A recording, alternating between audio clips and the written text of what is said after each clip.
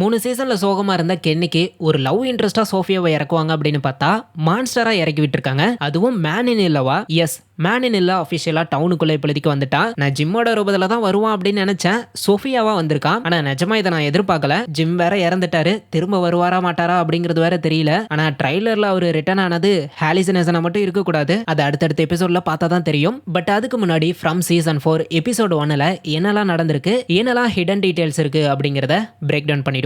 Episode start ஆகுறதே போன season எங்க முடிஞ்சதோ அந்த இடத்துல இருந்து அப்படியே தான் ஸ்டார்ட் ஆகுது. ஜூலி ஜிம்மை ஃபைண்ட் பண்ணி அவ இந்த ஸ்டோரியை சேஞ்ச் பண்ணணும் அப்படின்னு சொல்லி ஜிம்மை காப்பாத்த ட்ரை பண்ணிருப்பா. பட் அதுக்குள்ள மேனினேலோ வந்து ஜேடோட சாங்க மென்ஷன் பண்ணி ஜிம்மை போட்டு தலை இருந்திருப்பான். ஜேட் அண்ட் டாபிதா இந்த பிளேஸை பத்தி லேர்ன் பண்ணது அப்படிங்கிறது இந்த மேனினேலோவுக்கு சுத்தமா பிடிக்கல அப்படின்னு தான் சொல்லணும். அந்த மாதிரி தான் இந்த கேரக்டரையே போர்ட்ரே பண்ணிருக்காங்க. ஏன் மேனினேலோவுக்கு ஜேட் அண்ட் டாபிதா இந்த டவுனோட மிஸ்டரியை பத்தி தெரிஞ்சுக்கிட்டது பிடிக்கல அப்படிங்கறத நம்ம வெயிட் பண்ணி தான் பார்க்கணும். மேனினேலோ ஜிம்மை போட்டு தள்ளினதுக்கு அப்புறம் ஜூலி கிட்ட நம்ம இந்த மாதிரி மீட் பண்றத நிறுத்தணும் அப்படின்னு சொல்றதை தாண்டி இந்த முறை எங்கிருந்து வந்த அப்படின்னு கேட்டிருந்திருப்பான். அப்படின்னா ஜூலி பல இடத்துக்கு பல டைம் லைன்ல இருந்து டைம் டிராவல் பண்ணி இந்த மேனினேலோ கிட்ட மாட்டிருக்கா. அது மட்டும் இல்லாம மேனினேலோ ஒன்ஸ் சொல்லப்பட்ட ஸ்டோரியை உன்னால மாத்த முடியாது அப்படின்னு சொல்லியிருந்திருப்பான். என்னடா ஈத்தன் பேசுனது அப்படியே கேட்டுட்டு வந்தியா அப்படிங்கிற மாதிரி தான் தோணுச்சு. ஏன்னா போன எபிசோட்ல தான் ஈத்தன் ஜூலிய ஸ்டோரி வாக்கர் அப்படின்னா உன்னால ஆல்ரெடி சொல்லப்பட்ட கதைகளை மாத்த முடியாது அப்படின்னு சொல்லியிருந்திருப்பான். பட் எனக்கு என்னமோ ஜூலியால மாத்த முடியும் அப்படின்னு தான் தோணுது. அதர்வைஸ் ஜூலிக்கு time travel or story walker எபிலிட்டியை கொடுக்கறது அப்படிங்கிறதுக்கு அர்த்தமே இருக்காது. நீங்க என்ன நினைக்கிறீங்க? ஜூலியால ஸ்டோரியை மாத்த முடியுமா இல்ல முடியாதா அப்படிங்கறத கமெண்ட் பண்ணுங்க. ஜூலி அங்கிருந்து டக்குன்னு காணாம போயிருந்திருப்பா. எங்க போனா அப்படின்னு யோசிச்சிங்க அப்படின்னா அவளோட பிசிக்கல் பாடியில தான் வேக்கப் ஆகி இருந்திருக்கணும். போன சீசன்லயே காமிச்சிருந்திருப்பாங்க. ஒரு ரூயின்ஸ்குள்ள போன உடனே தான் ஜூலியால வேற டைம்ல எனக்கு போக முடிஞ்சிருந்திருக்கும். அவளோட பாடி ஸ்டில் அந்த ரூயின்ஸ்லயே தான் இருந்திருக்கும். பட் சம்ஹவ் அவ வேற ஒரு டைம்ல எனக்கு போயிருந்திருப்பா. அது எப்படி ஒர்க் ஆகுது அப்படிங்கிறதுக்கான கிளியர் எக்ஸ்பிளனேஷனை இன்னி இவங்க கொடுக்கல. அதை ஃபியூச்சர் எபிசோட்ஸ்ல பார்த்தா தான் தெரியும். அண்ட் இந்த ஜூலி கரண்ட் ஜூலி இல்ல, கரண்ட் டைம் லைன்ல இருக்கிற ஜூலி வந்து ஈத்தன் கூட இன்னும் அந்த டைனர்ல தான் உட்காந்து பேசிட்டு இருப்பா. இந்த ஜூலி ஜிம் இறந்ததுக்கு அப்புறம் எங்க அப்பாவை நான் எப்படியாவது காப்பாத்தியே ஆகணும் அப்படின்னு வந்து ஜூலியா தான் இருக்கணும். இந்த மேனினேலோ ஜிம் சாகிறதுக்கு முன்னாடி எனக்கு ஒன்னு பிடிக்கும் ஜிம் அப்படின்னு சொல்லி இருந்திருப்பான். அது உண்மைதான். ஐ மீன் என்னதான் இப்ப இவனே ஜிம்மை போட்டு தள்ளினாலும் சீசன் 1 எண்ட்ல இவன் தான் ஜிம்முக்கு வார்னிங் கொடுத்திருந்திருப்பான். அதை தாண்டி ஜிம்மு கிட்ட அடுத்து நடக்க போறது தான் என்னோட ஃபேவரட் பார்ட் அப்படிங்கிற மாதிரி இந்த மேனினேலோ சொல்லி இருந்திருப்பான். அப்படி என்ன இவனோட ஃபேவரட் பார்ட் அப்படின்னு இங்க சொல்லியிருக்க மாட்டான். இதுக்கான ரீசனா எண்ட்ல அந்த சோஃபியா கேரக்டர் இதே லைன், அதாவது அடுத்து வர போறது தான் என்னோட ஃபேவரட் பார்ட் அப்படின்னு சொல்லி இதுக்கப்புறம் தான் இவங்களோட அழிவு இவங்களோட கையிலேயே இருக்க போகுது அப்படிங்கிற மாதிரி சொல்லியிருப்பா. இந்த எபிசோடோட நேம் தி அரைவல். அதுக்கேற்ற மாதிரி இந்த டவுனுக்கு புதுசா ஒரு பாஸ்டர் வராரு. அவருமே இந்த ட்ரீயை பார்த்துட்டு வர மாதிரி தான் காமிச்சிருக்காங்க. ஆனா இங்க இவர் கூட யாருமே இல்ல, இவரு தனியா தான் வந்திருக்காரு. அந்த மேனின் எல்லோ தான் ஜிம்மை போட்டு தள்ளினதுக்கு அப்புறம் சோஃபியாவா மாறி டவுனுக்குள்ள வந்திருக்கான். அதுக்கு ஒரு ஷூட் கேஸை ஓபன் பண்ணுவான். இதே மாதிரி ஒரு ஷூட் கேஸை தான் சீசன் 2ல டாபிதாவும் அந்த கேவல பார்த்திருந்திருப்பாங்க. அதுலயுமே ஒரு Dress தான் இருந்திருக்கும். இதனால ஒருவேளை மேனினெல்லோ மாதிரி இன்னொரு மான்ஸ்டர் இருக்குமோ அப்படிங்கிற ஒரு டவுட் எனக்கு வருது. அப்படி இல்லைன்னா அந்த சூட் கேஸும் இந்த மேனினெல்லோட தான் இருக்கலாம். மேனினெல்லோ சோஃபியாவா மாறினதுக்கு அப்புறம் அந்த பாஸ்டர் கிட்ட லிஃப்ட் கேப்பா. அப்ப அந்த பாஸ்டரை டச் பண்ணி தான் அவரை கண்ட்ரோல் பண்ணி இருந்திருப்பா. அதே மாதிரி ஹாஸ்பிட்டல்ல வேக்கப் பண்ணும் போதும் அந்த பாஸ்டரை டச் பண்ணி தான் எழுப்பி இருந்திருப்பா. சோ டச் பண்ணி இவளால பீப்புளை கண்ட்ரோல் பண்ற மாதிரி இவளுக்கு ஒரு பவர் இருக்கு அப்படிங்கறத நம்ம தெரிஞ்சுக்கலாம். ஃபாத்திமா அந்த பர்த்தை கொடுத்ததுக்கு அப்புறம் அந்த மான்ஸ்டர்ஸ்லாம் ஒரு காலத்துல ஹியூமன்ஸா இருந்திருக்குது அப்படின்னும் அவங்களோட சில்ட்ரனை வச்சு இம்மார்டலுக்காக இதோடைய பார்கெயின் பண்ணிருக்காங்க அப்படின்னு சொல்லி இருந்திருப்பா. அதை தொடர்ந்து எல்லிஸ் அவளை காலனி ஹவுஸ்க்கு கூட்டிட்டு போக கென்னி பாய்டை தேடி கீழே அந்த டனலுக்குள்ள போவான். அங்க கென்னி அண்ட் பாய்டு இவங்க ரெண்டு பேருமே இந்த ஸ்மைலி கிரியேச்சரை பாக்குறாங்க. இதை வச்சு பாய்டு ஹாலிசினேஷன் ஆகல அப்படிங்கறத கன்ஃபார்ம் பண்றாங்க. பாய்டும் கென்னியும் ஸ்டேஷனுக்கு வந்த உடனே பாய்டு ஒரு டூல் பாக்ஸ் ஓபன் பண்ணுவாரு. அவர் ஓபன் பண்ற அந்த கீ செயின் அவரோட வைஃப் இவரோட ரிட்டைன்மெண்ட்டுக்காக கிஃப்டா கொடுத்தா அந்த போட்டோட கீழே இருந்த கீ செயின் தான். அந்த பாக்ஸ்ல வெறும் புல்லட்ஸ் தான் இருக்கும். நான் கூட புல்லட்ஸால மான்ஸ்டர்ஸை எதுவும் பண்ண முடியாது அப்படின்னு தெரிஞ்சும் மான்ஸ்டர்ஸை வேட்டையாட தான் இந்த புல்லட்ஸை ரெடி பண்ணிட்டு இருக்காரு அப்படின்னு நினைச்சேன். ஆனா இங்க இருக்கிற பீப்புளை போட்டு தள்ள தான் ரெடி பண்ணிக்கிட்டு இருக்காரு. பாய்டு வந்து இதுவரை எப்படியோ ஒரு மான்ஸ்டரை நம்ம போட்டு தள்ளிட்டோம், அப்ப மத்த மான்ஸ்டர்ஸையும் போட்டு தள்ளுறதுக்கு வாய்ப்பு இருக்கு அப்படின்னு ஒரு ஹோப்ல இவ்வளவு நாளா இருந்திருப்பாரு. ஆனா இப்ப அந்த மான்ஸ்டரே திரும்ப வந்திருக்குது அப்படிங்கும் போது எதிர்த்து ஃபைட் பண்ண வாய்ப்பே இல்லை அப்படிங்கிற மாதிரி நினைக்கிறாரு. அதனாலதான் இங்க இருக்கிற மான்ஸ்டர்ஸ் கிட்ட மாற்றதுக்கு பதிலா நம்மள சாகடிச்சுக்கலாம் அப்படிங்கிற மாதிரி கோபத்துல ஒரு முடிவு எடுக்கிற மாதிரி காமிச்சிருக்காங்க. பட் கண்டிப்பா இங்க இருந்து வெளியே போக பாய்டு ஒரு வழியை கண்டுபிடிப்பாரு அப்படின்னு தான் நினைக்கிறேன். என்ன அதுக்கு இன்னும் ஒரு சீசன் நம்ம வெயிட் பண்ணணும். ஏன்னா சீசன் 5 இப்போதைக்கு கன்ஃபார்ம் பண்றது மட்டும் இல்லாம சீசன் 5 தான் இந்த ஃப்ரம் சீரிஸோட ஃபைனல் சீசனா இருக்க போகுது அப்படிங்கறதையுமே கன்ஃபார்ம் பண்ணிட்டாங்க. அதனால இந்த சீசன்லயும் நமக்கு ஃபுல் ஆன்சர்ஸ் கிடைக்காது, யாரும் கடுப்பாகிடாதீங்க.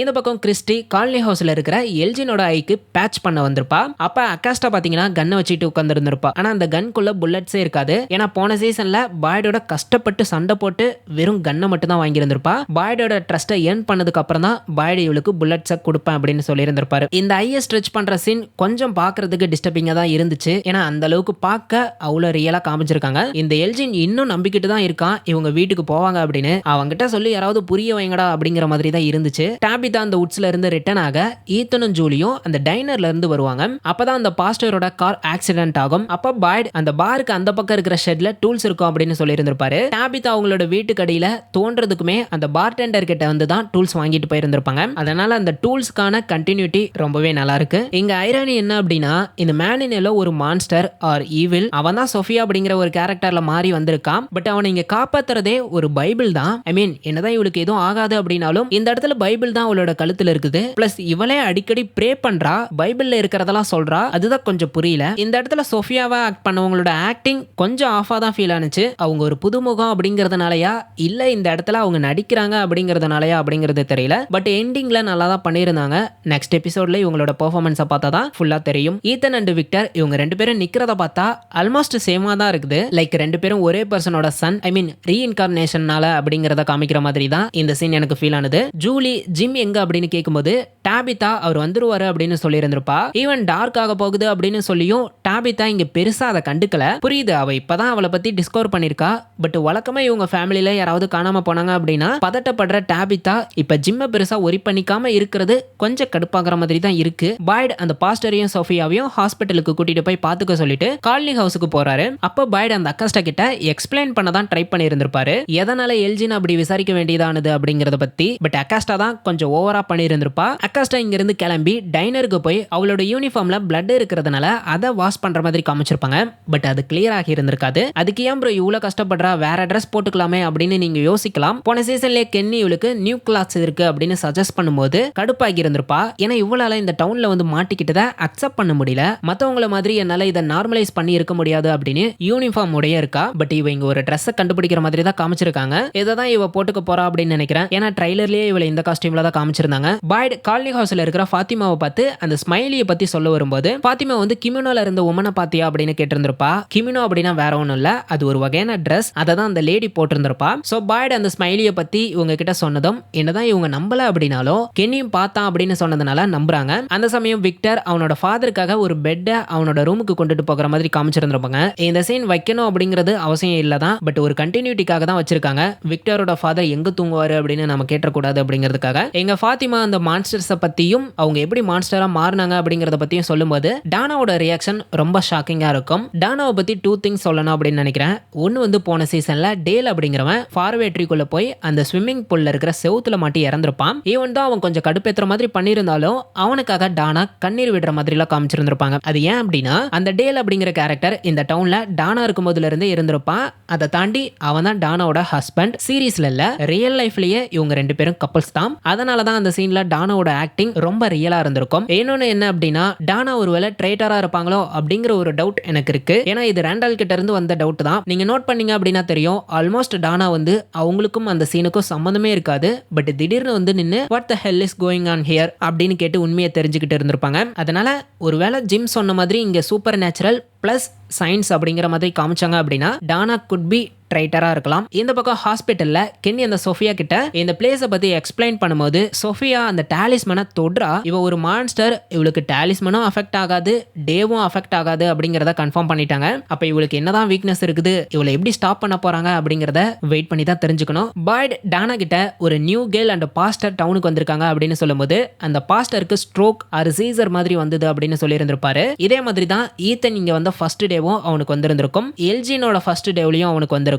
சாராவுக்குமே டைனர்ல வந்தது அப்படிங்கிற மாதிரி பாய்டு மென்ஷன் பண்ணியிருந்திருப்பாரு. இவங்க 3 பேருக்குமே காமனா இருக்கிறது, இவங்க 3 பேருமே இந்த டவுனோட ஏதோ ஒரு விதத்துல கனெக்ட் ஆகியிருக்காங்க. ஈத்தன் அண்ட் எல்ஜின் இவங்க 2 பேருக்குமே இந்த டவுனுக்கு வரும்போது அவங்களுக்கு ஒரு ட்ரீம் வந்திருந்திருக்கும். சாராவுக்குமே அடிக்கடி வாய்ஸஸ் கேட்கறதுனால இதுக்கு பின்னாடி என்ன மிஸ்ட்ரி இருக்கு அப்படிங்கறத அடுத்தடுத்த எபிசோட்ஸ்ல ரிவீல் பண்ணுவாங்களா அப்படிங்கறத வெயிட் பண்ணி பார்ப்போம். டாபிதா அண்ட் ஜூலி ஜிம் ஏன் இன்னும் வீட்டுக்கு வரல அப்படின்னு ஆர்கியூ பண்ணும்போது அவங்க வீட்டுக்குள்ள சூப்பர் நேச்சுரல் திங்ஸ் நடந்து கபோர்ட்ஸ்லாம் டப்பு டப்புன்னு ஓப்பன் ஆகி க்ளோஸ் ஆகிற மாதிரி காமிச்சிருப்பாங்க. மேனினெல்லோ ஹாஸ்பிட்டல்ல இருக்கா. இதுக்கு முன்னாடிலாம் கூட போன்ல தான் கால் பண்ணி மிரட்டி இருந்திருப்பான். ஆனா இப்ப எப்படி பிசிக்கலா எல்லாம் பறக்குது அப்படின்னு தெரியல. இதுக்கு பின்னாடி இருக்கிற மிஸ்ட்ரியையும் நெக்ஸ்ட் எபிசோட்ல தான் பார்த்து தெரிஞ்சுக்கணும். இந்த எபிசோட சோஃபியா அந்த பாஸ்டரை போட்டு தள்ளுற மாதிரி காமிச்சு முடிச்சிருக்காங்க. அடுத்த எபிசோடுக்கு ரொம்ப ஹைப்பா தான் இருக்கு. பட் அதுக்கு முன்னாடி நெக்ஸ்ட் எபிசோட்ல என்னெல்லாம் நடக்க வாய்ப்பு இருக்கு அப்படிங்கறத ட்ரைலரை பார்த்து ப்ரெடிக்ட் பண்ண ட்ரை பண்ணுவோம். நெக்ஸ்ட் எபிசோட்ல கண்டிப்பா ஒரு ஃபியூனரல் இருக்க போகுது. அதுல ஒரு டெட் பாடி கன்ஃபார்ம் அந்த பாஸ்டர் தான். இன்னொரு டெட் பாடி ஜிம்மா இருக்க வாய்ப்பு இருக்கு. இந்த இடத்துல நிறைய க்ரோஸ் பறக்கிற மாதிரி காமிச்சிருக்காங்க. இதை பெருசா ஏதாச்சும் இன்ட்ரெஸ்டிங்கா கொண்டு போவாங்களா இல்ல அப்படியே சப்புன்னு முடிச்சிருவாங்களா அப்படிங்கறத வெயிட் பண்ணி தான் பார்க்கணும். அதை தொடர்ந்து ஜிம்மோட டெட் பாடியை பார்ன்ல இருந்து தான் எடுத்துட்டு சர்ச்சுக்கு போற மாதிரி தெரியுது. அண்ட் எல்லாரும் எதுக்காக உட்ஸுக்கு போறாங்க அப்படிங்கிறது தெரியல. ஜிம்மை தேடி போகலாம், அப்படி இல்லைன்னா அகைன் ஃபுட்டை தேடி போகலாம். விக்டர் அவனோட ஃபாதர் ஹென்ரியோட சேர்ந்து அவனோட சீக்ரெட் ஹைடிங் பிளேஸ் பக்கத்துல டிராயிங்ஸை தோண்டி எடுக்கிற மாதிரி காமிக்கப்பட்டிருக்கு. அதுல மேனினெல்லோவுமே இருக்காம். அண்ட் ஜேட், ஈத்தன், விக்டர் இவங்க 3 பேரும் தான் அந்த மேனினெல்லோவோட ஷூட்டை ஃபைண்ட் பண்ற மாதிரி காமிச்சிருப்பாங்க. ஆல்ரெடி விக்டருக்கு மேனினெல்லோவை பத்தி தெரிஞ்சிருந்தது அப்படின்னா விக்டர் ஜேடு கிட்ட அந்த மேனினெல்லோவை பத்தி சொல்லி வார்ன் பண்ணலாம். அப்படி இல்லைன்னா இந்த சீன் விக்டருக்கு ட்ரிகர் ஆகி அந்த டிராயிங்ஸை தேட ஆரம்பிக்கலாம். ஜூலி அடுத்த எபிசோட்ல டைம் டிராவல் பண்ணுவாளா அப்படிங்கிறது தெரியல. பட் அந்த எபிசோடுக்கு தான் நான் செம்மையா வெயிட் பண்ணிட்டு இருக்கேன். அதை தாண்டி கென்னி அண்ட் சோஃபியா மான்ஸ்டர் கிட்ட மாட்டிக்கிற மாதிரி தெரியுது. சின்ஸ் சோஃபியா தான் மேனினெல்லோ அப்படின்னு தெரிஞ்சதுனால சோஃபியாவுக்கு எதுவும் ஆகாது. ஆனா கென்னி நினைச்சா கொஞ்சம் பாவமா தான் இருக்கு. கென்னிக்கு எதுவும் ஆகாம இருந்தா சரி. ஜிம் ரிட்டர்ன் ஆகிறது கன்ஃபார்ம்டா அப்படின்னு கேட்டீங்க அப்படின்னா அது ஸ்டில் எனக்கு ஒரு டவுட்டாவே இருக்கு. ஐ ஹோப் ஜூலி ஜிம்மை காப்பாற்றணும். நீங்க என்ன நினைக்கிறீங்க? ஜிம் வருவாரா இல்ல அது ஹாலிசனேஷனா அப்படிங்கறத கமெண்ட் பண்ணிட்டு நெக்ஸ்ட் எபிசோடுக்கு எந்த அளவுக்கு வெயிட் பண்றீங்க அப்படிங்கறதுமே கமெண்ட் பண்ணிட்டு போங்க. தேங்க்யூ.